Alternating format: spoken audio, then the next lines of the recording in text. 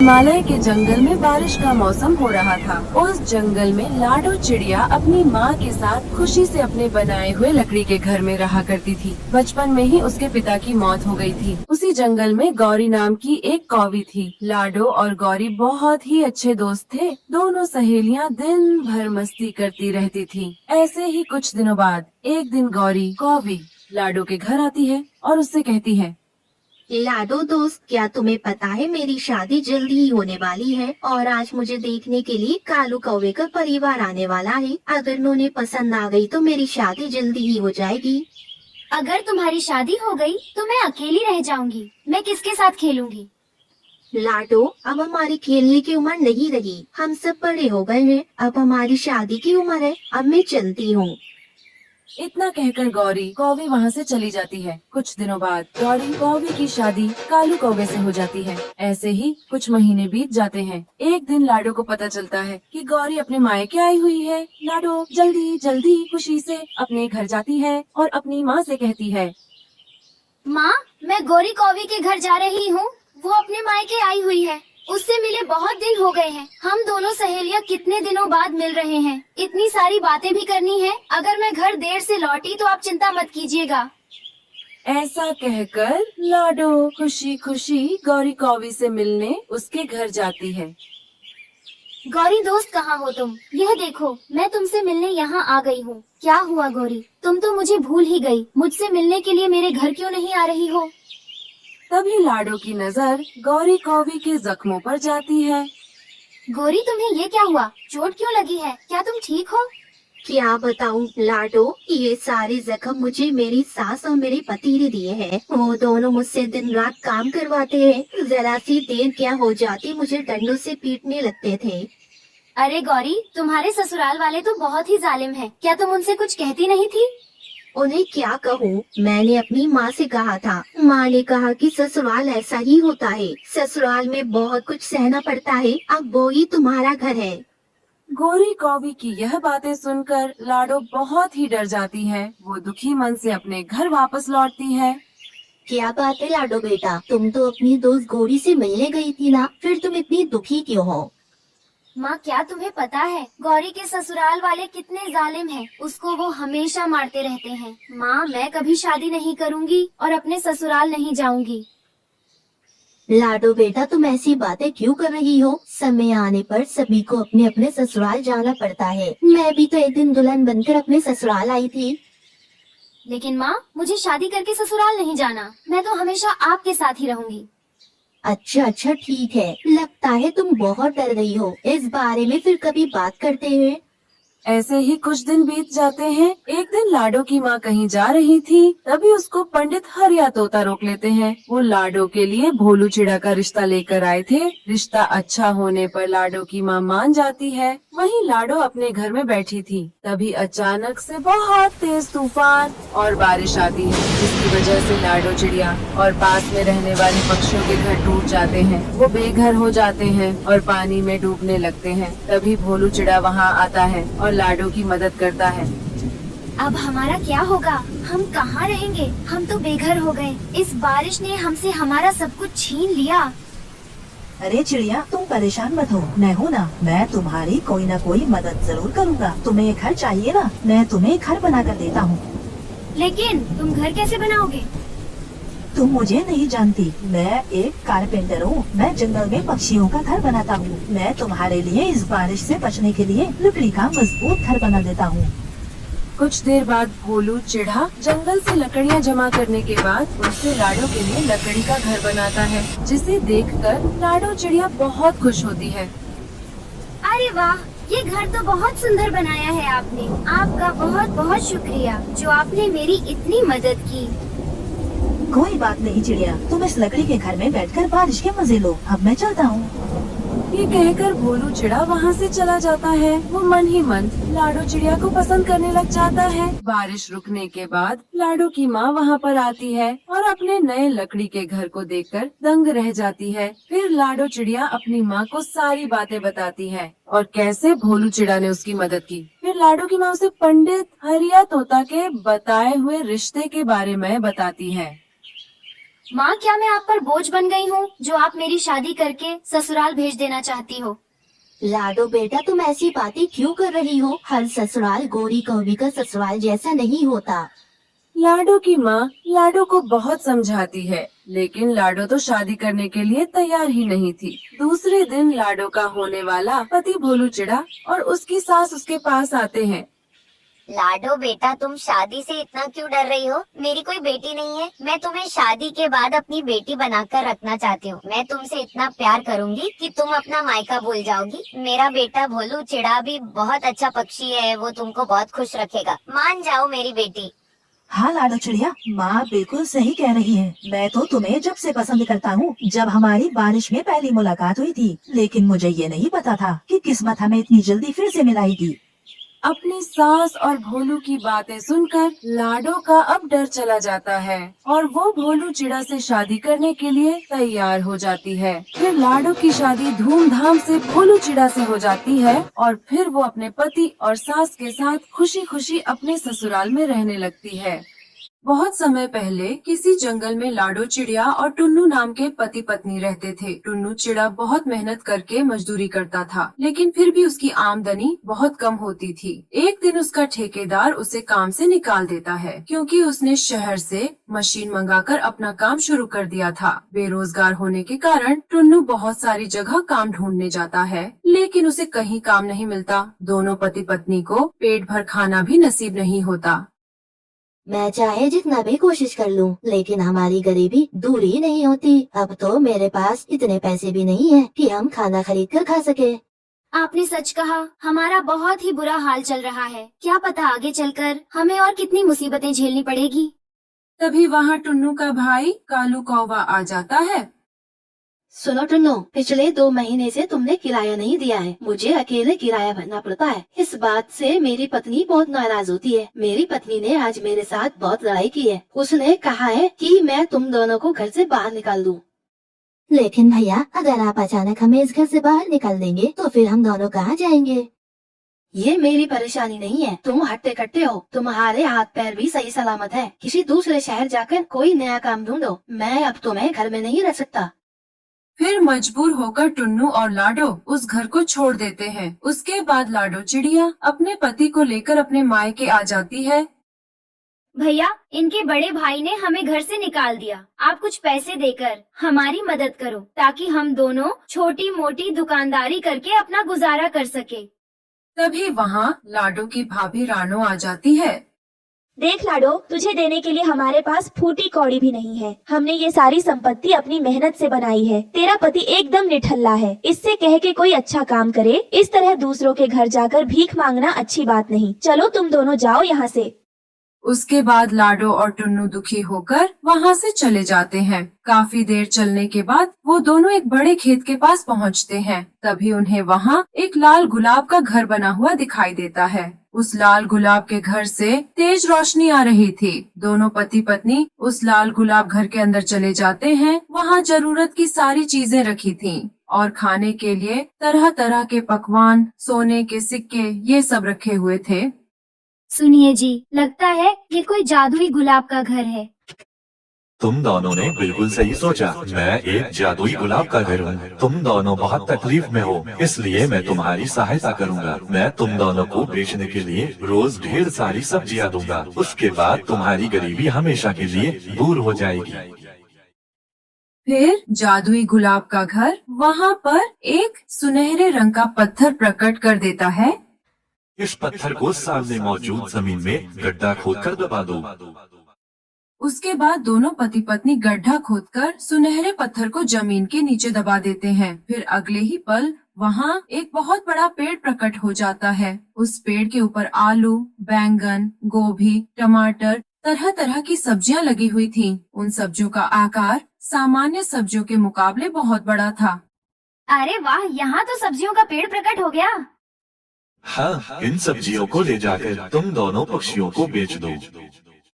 उसके बाद लाडो और उसका पति पेड़ के ऊपर चढ़कर सब्जियां तोड़कर नीचे गिराने लगते हैं। फिर दोनों पति पत्नी सारी सब्जियां पक्षियों को बेचने के लिए जंगल में पहुंच जाते हैं। वो सब्जी बहुत चमक रही थी, जिससे आकर्षित होकर पक्षी उनके पास आ जाते हैं। फिर थोड़ी ही देर में दोनों पति पत्नी सारी सब्जियां बेच देते हैं और बदले में उन्हें अच्छे पैसे मिल जाते हैं। उस दिन के बाद से दोनों रोज इसी तरह सब्जियां बेचना शुरू कर देते हैं। लाडो और टुन्नू को खुश देखकर उसका बड़ा भाई कालू कौवा चिढ़ जाता है।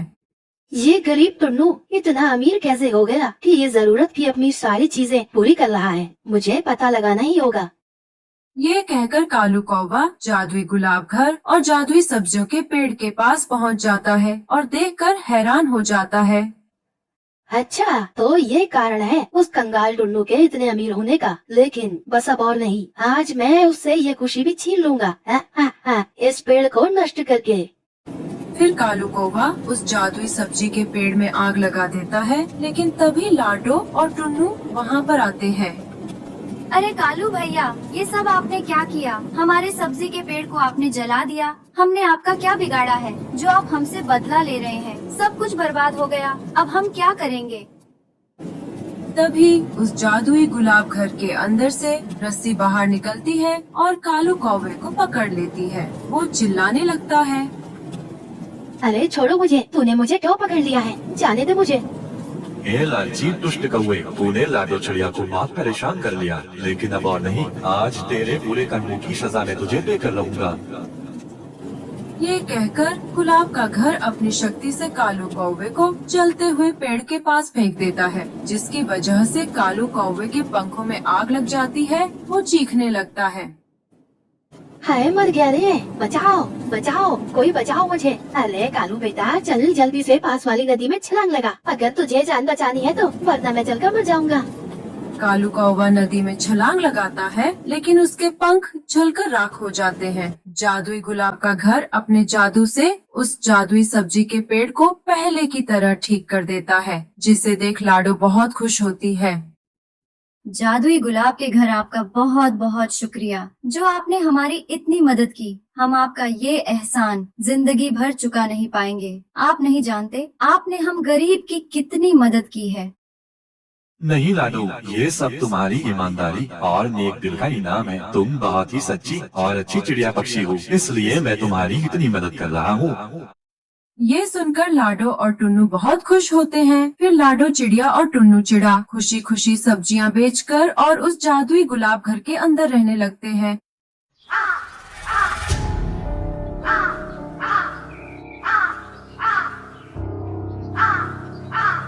ये कहानी रामपुर जंगल की है, जहाँ टुन्नू चिढ़ा अपनी पत्नी रानो चिड़िया और बेटी गुड़िया चिड़िया के साथ रहता था। टुन्नू चिढ़ा एक कंपनी में काम करता था। वो बहुत ही ईमानदार था। टुन्नू की ऊपरी आमदनी कुछ भी नहीं थी। उसे जितनी भी सैलरी मिलती थी, उससे वो अपने परिवार का गुजारा करता था। एक दिन टुन्नू चिढ़ा जंगल से घर आया तो देखा चारों तरफ अंधेरा है और उसकी बेटी गुड़िया मोमबत्ती में पढ़ाई कर रही थी। अरे गुड़िया बेटा, तुम मोमबत्ती में क्यों पढ़ रही हो? लाइट क्यों नहीं जलाई है तुमने? पापा, काफी समय से लाइट नहीं आ रही है, इसलिए मैं मोमबत्ती जलाकर पढ़ाई कर रही थी। क्या बात कर रही हो गुड़िया बेटा? जंगल के सभी घरों में तो लाइट जल रही है। रुको, मैं देखता हूँ कहीं फ्यूज तो नहीं उड़ गया हमारे घर का। अरे आप अंधेरे में कहाँ जा रहे हैं? मैं टॉर्च दे रही हूँ, उसे लेकर जाना। मौसम भी ठीक नहीं है बाहर का। अच्छा रानो, जल्दी दो, मुझे देर हो रही है। बस 1 मिनट, अभी लाती हूँ। फिर रानो चिड़िया टॉर्च लाकर टुन्नू को देती है। वो फ्यूज ठीक करने चला जाता है। अरे इसका तो फ्यूज उड़ा हुआ है, मैं अभी ठीक कर देता हूँ। वो फ्यूज बनाने लगता है। तभी उसका हाथ एक नंगी वायर पर टच हो जाता है और बिजली के झटके से टुन्नू चिढ़ा झंझना जाता है और उसकी मौत हो जाती है। रानो और गुड़िया दोनों दौड़ती हुई वहाँ पर आती है। अरे क्या हुआ जी आपको? आप क्यों नहीं देखकर काम करते? गुड़िया जल्दी से एम्बुलेंस बुला, देख तेरे पापा को क्या हो गया। रानो और गुड़िया एम्बुलेंस से टुन्नू को अस्पताल ले जाती है। वहाँ डॉक्टर टुन्नू को मरा हुआ घोषित कर देता है। टुन्नू के मौत के बाद रानो अपना दिमागी संतुलन खो बैठती है। जब भी रानो गुड़िया को देखती, वो आग बबूला हो जाती। अरे कल मुही, तेरे ही चलते टुन्नू की जान चली गई। अगर उस दिन वो तुझे पढ़ते नहीं देखते तो हड़बड़ी में जाकर लाइट नहीं ठीक करते और मेरे टुन्नू की मौत नहीं होती। मैं तुझे कभी माफ नहीं करूँगी। तू चली जा मेरी आंखों के सामने से। माँ तुम्हें क्या हो गया है? तुम इस तरह मुझे क्यों डांट रही हो? पहले तो तुम मुझे बहुत प्यार करती थी। मेरी वजह से पापा की जान नहीं गई है माँ, मैं तुम्हें कैसे समझाऊं? रानो अपनी बेटी की एक भी बात नहीं सुनती, तभी वो बेहोश हो जाती है। क्या हुआ माँ? तुम्हें क्या हो रहा है? संभालो अपने आप को। चलो मैं तुम्हें घोंसले में लेकर चलती हूँ। गुड़िया अपनी माँ को घोंसले में ले जाती है और बेड पर सुला देती है। अब मैं क्या करूं? माँ की ऐसी हालत है, घर में भी खाने को कुछ नहीं है। पापा ने भी जो पैसे जमा किए थे वो भी खत्म हो गए। मुझे गोरी आंटी के पास जाना चाहिए, वही मुझे कुछ बताएंगी। फिर गुड़िया अपनी पड़ोसन गोरी कौवी के पास जाकर उसे सारी बात बताती है। देख बेटा, मैं तुझे एक ही सलाह दूंगी। यहाँ पास में एक आम का बगीचा है, वहीं से तू आम तोड़ कर ला और उन्हें बेचकर पैसे कमा। आंटी, आपने तो बहुत अच्छी सलाह दी है, मैं ऐसा ही करूँगी। अब गुड़िया आम बेचकर घर चलाने लगी। उधर रानो ऐसे ही बीमार रहे। ऐसे में एक दिन गुड़िया अपनी माँ रानो को लेकर डॉक्टर के पास जाती है। डॉक्टर साहब देखिए ना, मेरी माँ को क्या हुआ? ये बार बार बेहोश हो जाती है। डॉक्टर रानो का चेकअप करके बताता है। देखो बेटा, इनकी दोनों किडनियां खराब हो गई हैं। अब इन्हें एक स्वस्थ पक्षी की किडनी लगानी होगी, नहीं तो ये बस 2 महीने की मेहमान है। नहीं नहीं डॉक्टर साहब, ऐसा मत कहिए। मैं अपनी माँ को अपनी किडनी दूंगी। मेरे पापा तो मुझे छोड़कर चली गई, लेकिन अब मैं अपनी माँ को नहीं खो सकती। गुड़िया अपनी एक किडनी रानो को दे देती है। कुछ दिनों बाद जब रानो चिड़िया स्वस्थ होकर घर आती है। आओ माँ, तुम्हारे आने से इस घर में रौनक आ गई। मैंने तुम्हें बहुत याद किया। चल हट, मैं तुझसे बात नहीं करती। ठीक है माँ, मुझसे बात मत करो। अब चलो थोड़ा आराम कर लो। रानो आराम करने लगती है। गुड़िया आम लेने के लिए खेत पर चली जाती है। इसी बीच घर पर डॉक्टर का फोन आता है। रानो फोन उठाती है। गुड़िया बेटा, तुम माँ के साथ साथ अपना भी ध्यान रखना, क्योंकि तुम्हारी ही एक किडनी तुम्हारी माँ को लगी है। ऐसे में तुम दोनों को अपना ध्यान रखना होगा। क्या कहा आपने डॉक्टर? मैं रानो बोल रही हूँ। हाँ रानो जी, मैंने जो कहा वो सच है। आपकी बेटी ने ही आपको एक किडनी देकर आपकी जान बचाई है।